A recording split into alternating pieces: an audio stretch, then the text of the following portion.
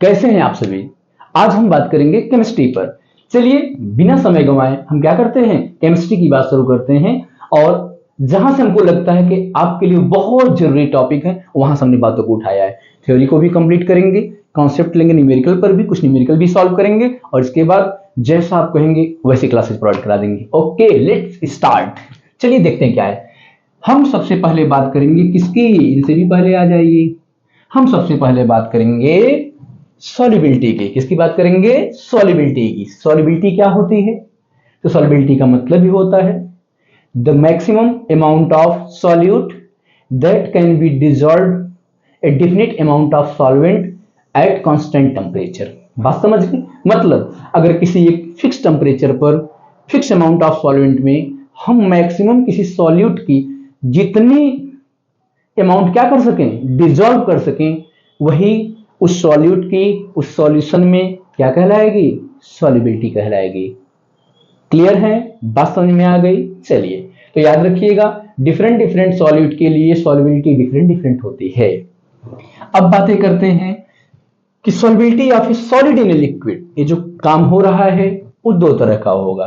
तो पहला मेथड क्या है, मतलब पहला कंडीशन क्या है, सॉल्युबिलिटी या फिर सॉलिड इन लिक्विड। अगर हम किसी सॉलिड को किसी लिक्विड में डिसॉल्व करते हैं तो क्या होगा, तो देखते हैं तो होगा क्या, समझ लीजिए बात को। हम कह रहे हैं कि सॉलिड को लिक्विड में डिसॉल्व करना है, तो सॉलिड का मतलब ही क्या है, कुछ भी सॉलिड ले सकते हैं। तो we can take normally NaCl, सबसे इजीएस्ट एग्जांपल है। NaCl हमारे घर में भी यूज होता है, तो NaCl ले लेते हैं। उस NaCl को हम क्या करेंगे, H2O में डिसॉल्व करेंगे। तो H2O हमारा हो गया, क्या हो गया, H2O हमारा हो गया लिक्विड, और इसमें हमने डाल दिया NaCl सॉलिड। ठीक है, अब देखिए उस लिक्विड में सॉलिड डालेंगे तो होगा क्या, सॉलिड पर प्रेशर का इफेक्ट पड़ेगा, जी बिल्कुल नहीं पड़ेगा, क्योंकि नॉर्मल प्रेशर की बात कर रहे हैं, बिल्कुल नहीं पड़ेगा। तो यहां पे लिख दिया गया नो इफेक्ट ऑफ प्रेशर। दूसरी बात, क्या टेम्परेचर का इफेक्ट पड़ेगा सॉल्युबिलिटी पर, यस ऑफ कोर्स पड़ेगा। क्यों पड़ेगा, समझिए। जैसे ही हम किसी लिक्विड को क्या करते हैं, हीट देते हैं, टेम्परेचर इंक्रीज करते हैं, वो क्या करता है, एक्सपेंशन करता है, मॉलिक्यूल्स के बीच में इसके इंटरमॉलिक्यूलर स्पेस बढ़ जाते हैं। तो सिंपल सी बात समझिए, अगर गैप बढ़ जाएंगे, स्पेसेस बढ़ जाएंगे, तो सिंपली क्या होगा, और ज्यादा अमाउंट में सॉलिड इसमें डिसॉल्व हो जाएंगे। तो हम कह सकते हैं कि टेम्परेचर इंक्रीज कर देने पर सॉल्युबिलिटी क्या होती है, इंक्रीज हो जाती है। किसमें, इन सॉलिड इन लिक्विड, जब सॉलिड लिक्विड में डिसॉल्व किया जाए तो। क्लियर है, याद रखिएगा, हम समझ सकते हैं कि solubility of solid in liquid is directly proportional to temperature। मतलब अगर टेम्परेचर इंक्रीज कर दिया जाएगा solubility इंक्रीज हो जाएगी, but there is no significant effect of pressure in such kind of solution. Okay, take next topic. हाँ, और दो बातें समझ लीजिए, यहां से कुछ क्वेश्चन बन सकते हैं, इसलिए मैंने छोटी छोटी बातों को ले रखा, ध्यान समझिएगा। इसने क्या कहा, इसने कहा कि भैया if in a nearly saturated solution the dissolution process is endothermic, मतलब जब कोई डिसॉल्व होगा, जब कोई सॉलिड इस लिक्विड में डिसॉल्व होगा और उसमें क्या होगा, एंडोथर्मिक होगा। एंडोथर्मिक का मतलब टेम्परेचर देना पड़े डिसॉल्व करने के लिए, तो क्या हो जाएगी भाई, ऐसी कंडीशन में सॉल्युबिलिटी इंक्रीज कर जाएगी, क्योंकि टेम्परेचर इंक्रीज करेगा सॉल्युबिलिटी इंक्रीज कर जाएगी। लेकिन अगर क्या हो जाए, एक्सोथर्मिक हो जाए, एक्सोथर्मिक का मतलब क्या होगा, एनर्जी रिलीज होने लगे, तो क्या होगा, सॉल्युबिलिटी डिक्रीज हो जाएगी। बस इतनी सी बात थी, इसमें ज्यादा कुछ सोचने की जरूरत नहीं है। आइए नेक्स्ट बात करते हैं, क्या क्या बातें भाई, solubility of gas in liquid. अब हम बात करते हैं कि सॉल्युबिलिटी कब, जब गैस को लिक्विड में डिसॉल्व किया जाए। अब जरा सोच के देखिए, हम डिसॉल्व किसको करेंगे, गैस को डिसॉल्व करेंगे। तो जब हम गैस को डिसॉल्व करेंगे लिक्विड में, तो गैस को प्रेशर देने पर लिक्विड में एंट्री करता चला जाएगा, उसमें सेटल होता चला जाएगा। इसका मतलब है कि प्रेशर इंक्रीज करने पर क्या होगी, गैस की लिक्विड में सॉल्युबिलिटी इंक्रीज हो जाएगी।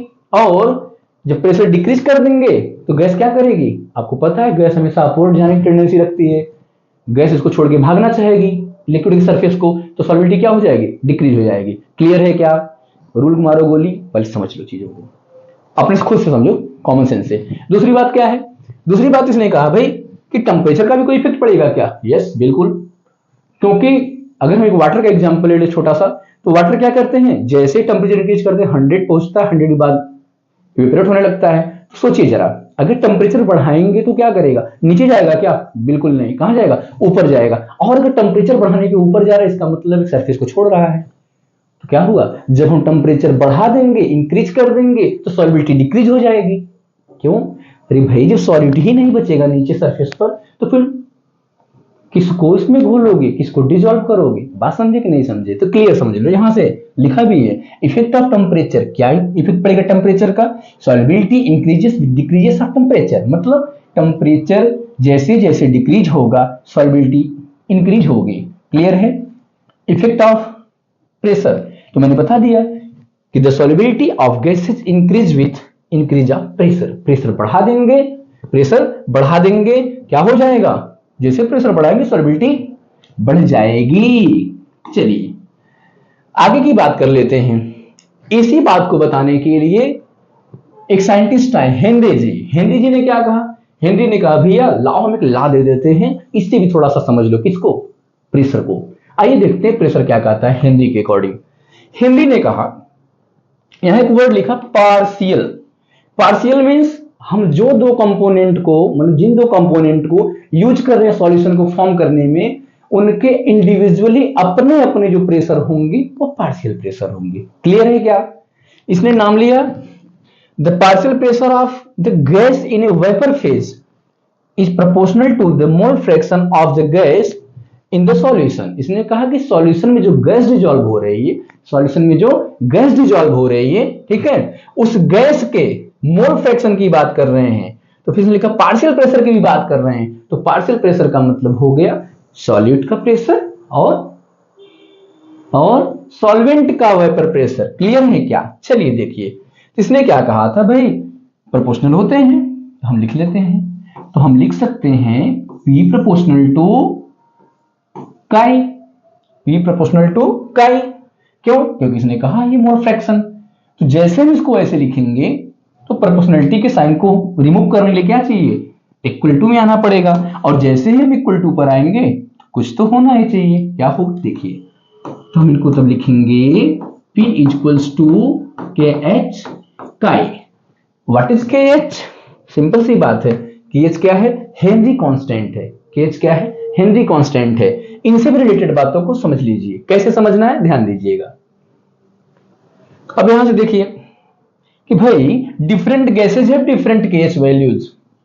अलग अलग क्या, अलग अलग डिफरेंट जो हमारी गैसेज होती हैं, सबके लिए क्या है, सेम टेम्परेचर पर वैल्यूज डिफरेंट होती है। बात समझ गए, बात समझ गए, तो ये यस सर हो गया ना। चलिए अब हेनरी से रिलेटेड कुछ बातों को और अच्छे से समझ लीजिए कि हेनरी ने जब एक बात कहा कि ये क्या होते हैं, डायरेक्टली प्रोपोर्शनल होते हैं। तो डायरेक्टली प्रोपोर्शनल होने का मतलब क्या था कि जो इनका प्रेशर होगा और जो उनका मोल फ्रैक्शन होगा, तो मतलब जिसका मोल फ्रैक्शन ज्यादा होगा उसका पार्शियल प्रेशर ज्यादा होगा, और जिसका मोल फ्रैक्शन लेस होगा उसका पार्शियल प्रेशर भी लेस होगा। क्लियर है क्या। जिस पे क्वेश्चन लगवाएंगे तो इजीली समझ में आ जाएगा। बस समझ में आई। हाँ, इस पर कुछ बात समझिएगा कि देखिए के एच हेनरी कांस्टेंट जिसका मैक्सिमम होता है, सॉल्युबिलिटी लेस होती है, सॉल्युबिलिटी लेस होती है। समझ गए, ध्यान दीजिएगा। अब आगे की बात करते हैं तो और कौन कौन सी बातें आती हैं। तो टेम्परेचर का भी इफेक्ट अभी मैंने पीछे बताया था, क्योंकि हेनरी का जो रूल था वो किस पर था, हेनरी का रूल था गैस इन लिक्विड। तो जितना टेम्परेचर और प्रेशर का इफेक्ट पड़ा था गैस इन लिक्विड में, सारा का सारा इफेक्ट पड़ेगा हेनरी के अकॉर्डिंगली। अब बात करते हैं राउल्ट्स लॉ की। राउल्ट्स क्या कहते हैं, तो राउल्ट्स ने सिंपल सी बात बताई थी भाई कि हमारी बातें किस पर होंगी, ध्यान समझिए। इसने कहा for a solution of volatile liquids the partial vapour pressure of each component of the solution. इसने क्या कहा कि किसी एक वोलेटाइल लिक्विड के जो पार्शियल प्रेशर है हर कंपोनेंट का is directly proportional to its mole fraction present in solution. अब गौर कीजिएगा, ठीक ना। तो इसने देखिए, याद रखिए सॉल्यूशन लिक्विड में बताया है, इसने इसका नाम नहीं लिया कि इसमें डिसॉल्व क्या करना है। तो याद रखिएगा ये लिक्विड की बात कर रहा है। किसकी बात कर रहा है, लिक्विड की बात कर रहा है। तो सॉलिड इन लिक्विड हमने समझ लिया था, गैस इन लिक्विड को हेनरी ने बता दिया, और लिक्विड इन लिक्विड को कौन बताएंगे, राउट्स बताएंगे। कौन बताएंगे? राउट्स बताएंगे। चलिए देखते हैं कंपोनेंट 1। तो फॉर कंपोनेंट 1 क्या होगा भाई? तो यहां पर एक बात ध्यान दीजिएगा, बता दें डायरेक्टली प्रोपोर्शनल होगा। अगर हम कंपोनेंट 1 लेंगे तो इनका प्रेशर भी क्या होगा? P1 होगा। डायरेक्टली प्रोपोर्शनल है किससे? काई के। काई 1 होगा, मोल फ्रैक्शन के काई 1 होगा। अब जरा सोचिए, अब देखिएगा यहां पर क्या है, एक बात अच्छे से समझ लीजिए। आपने जब पढ़ा था पहले तो यहां पढ़ा था P1 नॉट। रियल में P1 नॉट क्या है? तो किसी ने बताया, आपने मान लिया। कभी सोचा कि कांस्टेंट कैसे हो सकता है? क्योंकि यहां कांस्टेंट के फॉर्म में यूज होगा। P1 नॉट जो आप बोलते हैं, P नॉट जो बोलते हैं, हमने 1 इसलिए लिखा क्योंकि 1 के बारे में बात कर रहे हैं। P नॉट जो आप बोलते हैं रियलिटी में क्या कहता है? एक कहता है the vapour pressure of the component in pure phase, मतलब जब तक हमने इसमें कुछ नहीं मिलाया था तब तक। क्लियर है क्या? ध्यान समझिएगा। हमने ले लिया H2O और बगल में हमने ले लिया CH3OH। ठीक, हमको दोनों को डिसॉल्व करना है, तो याद रखिएगा। तो शुरू में इनका अभी जो भी प्रेशर है वो P नॉट है। P नॉट किसका? H2O का। थोड़ा थिन कर लें, ठीक, थिकनेस घटा लें। और यहां पर क्या है? P नॉट किसका? CH3OH का। बात समझ गए? लेकिन जैसे ही दोनों को हम क्या करेंगे? मिला देंगे। जैसे ही दोनों को मिला देंगे फिर क्या होगा? जैसे ही हम दोनों को मिलाएंगे तभी होगा कि इनका वाला हो जाएगा P1 और इनका वाला हो जाएगा P2। अब दोनों को मिलाने के बाद जो आएगा हो जाएगा P टोटल। किसके अकॉर्डिंग? आपने अर्लियर क्लासेज में डाल्टन का भी प्रिंसिपल पढ़ा होगा, ठीक है, लॉ ऑफ पार्शियल प्रेशर का, तो उसमें इन्होंने बताया था। तो ऐसे ही याद रखिएगा कि जब एक सिंगल इंडिविजुअली यूज होंगे तो इन पे नॉट लगा रहेगा, और जब सॉल्यूशन में बात करेंगे तो नॉट नहीं रहेगा।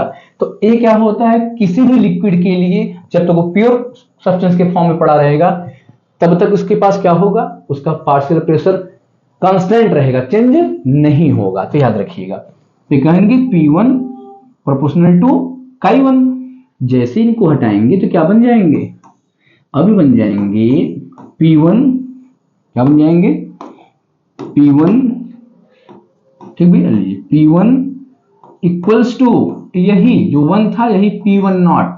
मैंने अगर इसको लिया तो P1 नॉट काई 1। क्लियर है क्या? तो यहां से एक फार्मूला आया कि P1 equals to P1 not काई 1, P1 नॉट काई 1। बट अब सेकंड स्टेज का देखिए। सेकंड स्टेज क्या है भाई? जब बने होंगे तो अकेले बने नहीं होंगे, इनके साथ और भी कोई रहा होगा। तो कौन था? जरा इनसे मिलते हैं। कौन है जो सपनों में आया? देखिए दूसरे कौन है?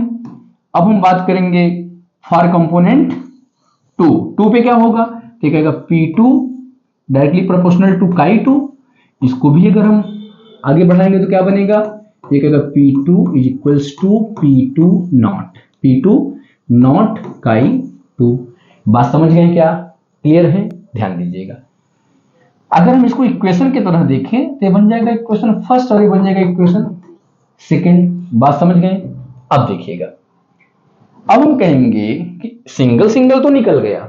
अगर किसी एक की बात करें, काई 2 पता हो और P2 नॉट पता हो तो P2 निकाल लेंगे, और काई 1 पता हो, काई 1 नॉट पता हो तो P1 निकालेंगे। मतलब 3 टर्म में से अगर 2 टर्म हमको पता होगा तो हम थर्ड को फाइंड आउट कर लेंगे। बट अब यहीं पर बात होती है डाल्टन के उसी प्रिंसिपल की जो यहां पे हमने लिखा था। तो हम क्या लिख देंगे भाई? According to Dalton's law of partial pressure, P total is equals to क्या? P1 plus P2। तो इक्वेशन फर्स्ट इक्वेशन सेकंड की तरह हमने जो लिखा है, अगर दोनों को हम यहाँ पे क्या करें? ऐड करें तो क्या हो जाएगा? तो हम इसको लिख सकते हैं, क्या लिख सकते हैं? देखिए P1 यहाँ लिख सकते हैं P1 नॉट काई 1 प्लस P2 यहाँ लिख सकते हैं P2 नॉट काई 2। बात समझ में आई क्या? ये भाई थोड़ा स्टाइल कम मारो यार, ठीक है। P2 नॉट काई 2, क्लियर है इतना? अब इसी बात को आगे लेके बढ़ते हैं। चलिए, अब अगर हम इसी बात को आगे लेके आए तो क्या क्या लिख सकते हैं? तो हम लिख सकते हैं P total equals to P1 naught chi1 plus P2 naught chi2 equals to, अब देखो अगर हमारे पास केवल किसी एक कंपोनेंट का क्या होना चाहिए, अगर एक कंपोनेंट का हमारे पास मोल फ्रैक्शन होगा तो क्या करेंगे, ऐसी सिचुएशन में हमने पढ़ रखा है already chi1 plus chi2 equals to 1। आप लोग इतने विद्वान है इसलिए मैंने इसको नहीं पढ़ाया। तो chi1 equals to 1 minus chi2, अगर chi2 के टर्म में निकालना है तो 1 माइनस chi1। तो पहले एक बात अच्छे से समझ लो, इस पर टाइम नहीं लेंगे। मेन फार्मूला तो हमारा यही है। तो हमने 3 फार्मूले देखे, इक्वेशन फर्स्ट जो था वो भी एक फार्मूला था, इक्वेशन 2 हमने जो बनाया वो भी एक फार्मूला था, लास्ट जो बना एक ही मेन फार्मूला है। अब एक क्वेश्चन पे बात करेगा कि अगर सॉल्यूट का देगा तो chi1 की वैल्यू पुट कर, अगर सॉल्यूट का देगा तो chi2 की वैल्यू पुट कर देना, इसमें किसकी करना, chi2 की वैल्यू पुट कर देना, आ जाएगा। और अगर सॉल्यूट का नहीं देगा किसका दे दे, सॉल्वेंट का देगा तो chi1 की वैल्यू पुट कर देना, 1 माइनस chi2 करके chi2 की वैल्यू यहां रख देना। क्लियर है क्या?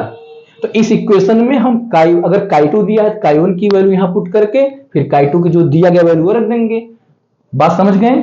जरूरत पड़ने पे इनको या इनको यहां पुट किया जा सकता है, एक बार करके दिखा भी दे रहे हैं, बाकी आगे कर लेना। हम इसको लिख सकते हैं क्या, 1 minus chi2 plus P2 naught chi2। Clear है? बाकी जोड़ने का तुमको आता है।